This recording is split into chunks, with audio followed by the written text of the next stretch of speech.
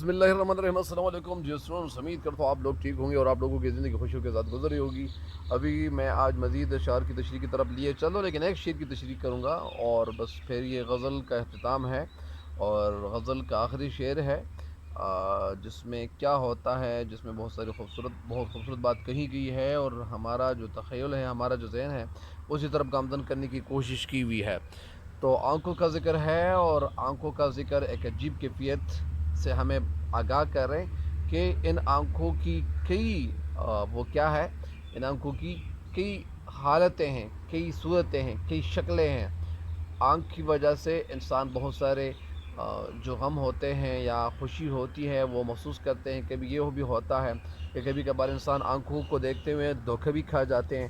تو بہرحال اس شعر کی تشریح میں آپ کو دیے چلتا ہوں، اس شعر کی تشریح، لیکن میرے چینل پہ ہر نئے عالم کو چاہیے کہ میرے چینل کو سبسکرائب کریں اور اس چینل کے لنکس کو اپنے دوستوں کے ساتھ شیئر بھی کریں۔ آخری شعر کیا ہے؟ ان آنکھوں کی زہیں موجز بیانی، باہم انکار بھی اقرار بھی ہے۔ آنکھوں کی زہے کے معنی کیا ہے؟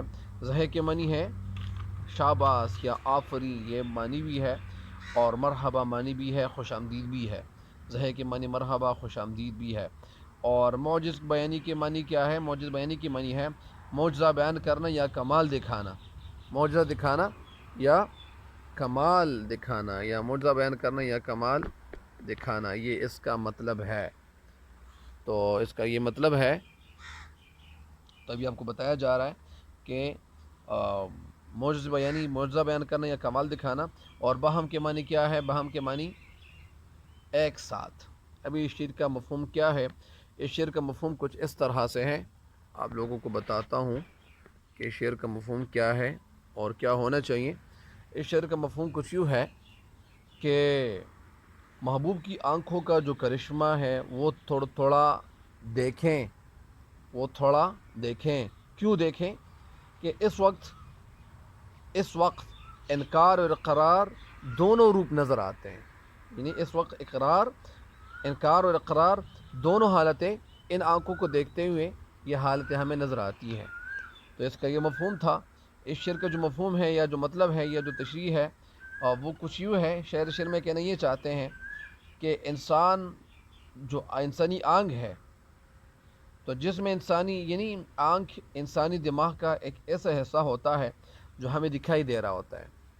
تو جس میں انسانی ذہن کی ساری جو کشمکش ہے یا جو ادھر ادھر کی باتیں ہیں وہ ہمیں دیکھی جا سکتی ہے۔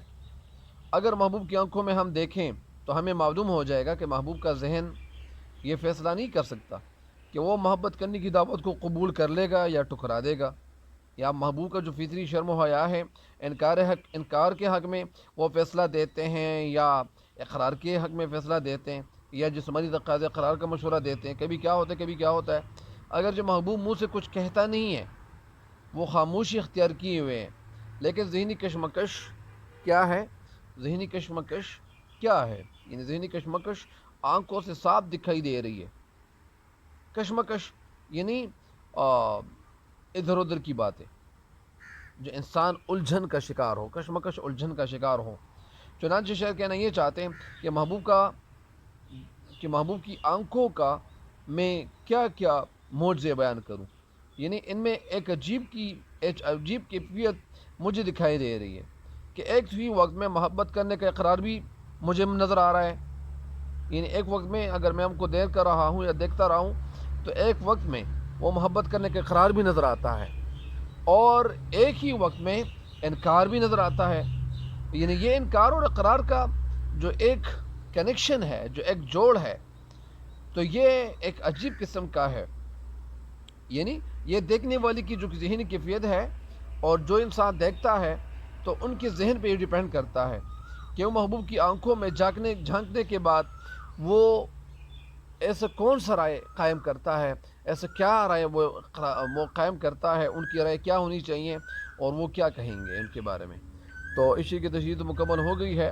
ایک دفعہ پھر اگر آپ کو میں شعر کی تشریح آپ کو بتا دوں، اور اس شعر کی تشریح کچھ یوں ہے کہ شاہ سکندر جگر مراد آبادی شعر میں کہنا یہ چاہتے ہیں، اور آنکھوں کا جو معجزہ ہے وہ بیان کرتے ہوئے کہتے ہیں کہ محبوب کی آنکھیں وہ کمال کی آنکھیں ہیں، ایسی آنکھیں ہیں کہ وہ انسان کو اچنبے میں اور حیران کن اور حالت میں ڈالنے والی آنکھیں ہیں۔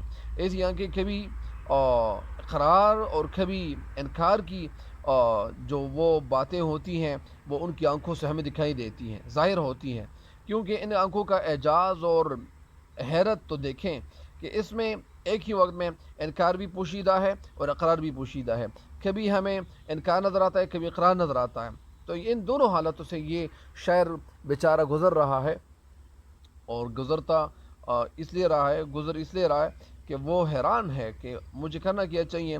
عاشق ان آنکھوں کو دیکھ کر عجیب کشمکش اور عجیب پریشانی اور الجھن میں وہ پڑ جاتا ہے، اور وہ کہتے ہیں کہ یار میں ابھی کیا کر لوں، اس لیے وہ کچھ نہ سمجھتے ہوئے، یا اسی طرح وہ کوئی بھی فیصلہ نہ سناتے ہوئے، کوئی بھی فیصلہ نہ کرتے ہوئے، وہ محبوب سے نہ تو تعلق ختم کر سکتا ہے، اور نہ وہ اس رشتے کو، یعنی مطلب اس کا یہ ہے کہ وہ تعلق ختم نہیں کرتا، بلکہ وہ محبوب کے ساتھ وہ تعلق کسی طرح جاری رکھتا ہے، کیونکہ وہ اسی کشمکش میں، اسی الجھن میں شکار ہے کہ یار میں ابھی کیا کر لوں۔ تو وہ اسی حالت کو سامنے رکھتے ہوئے کہتے ہیں کہ نہ میں ادھر جا سکتا ہوں نہ ادھر آ سکتا ہوں، بلکہ یہ دونوں یعنی جو حالتیں ہیں تو ان کو ہمارے سامنے رکھتے ہوئے کہتے ہیں کہ میں ابھی پھنسا ہوا ہوں، اور ظاہری بات ہے کہ محبوب کی محبت میں گرفتار ہے اور پھنسا ہوا ہے، تو اسی وجہ سے یہ کچھ نہیں کر سکتا، یہ بھی کوئی بھی فیصلہ نہیں سنا سکتا۔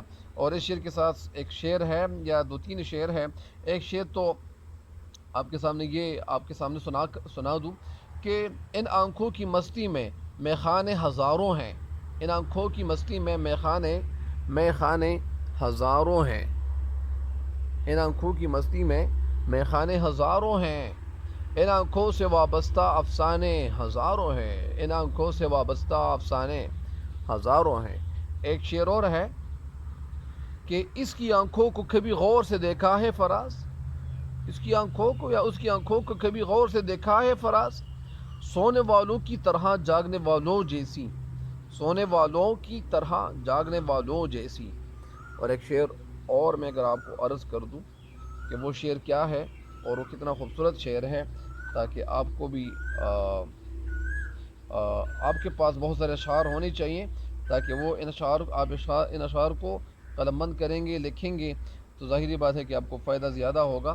ایک شعر اور بھی سنیں، کون جیتے گا ان سے باتوں میں، کون جیتے گا ان سے باتوں میں یا ان سے باتوں میں، جس کی آنکھیں کلام کرتی ہوں، جس کی آنکھیں کلام کرتی ہوں۔ اور ایک شعر اور، وہ آنکھیں بولتی رہتی ہوں، وہ آنکھیں بولتی رہتی ہوں جیسے وہ آنکھیں بولتی رہتی ہوں جیسے بصارت بھی سماعت ہو گئی ہے۔ بہرحال عشق کی تشریح مکمل ہو گئی ہے، تب تک کے لیے میں اجازت چاہتا ہوں۔ اللہ تعالیٰ آپ لوگوں کو خوش رکھے، اور اللہ تعالیٰ آپ لوگوں کو دنیا اور آخرت دونوں جہانوں کی کامیابی اللہ تعالیٰ آپ کو عطا کرے، اور تب تک کے لیے اجازت چاہتا ہوں۔ اللہ نگہبان۔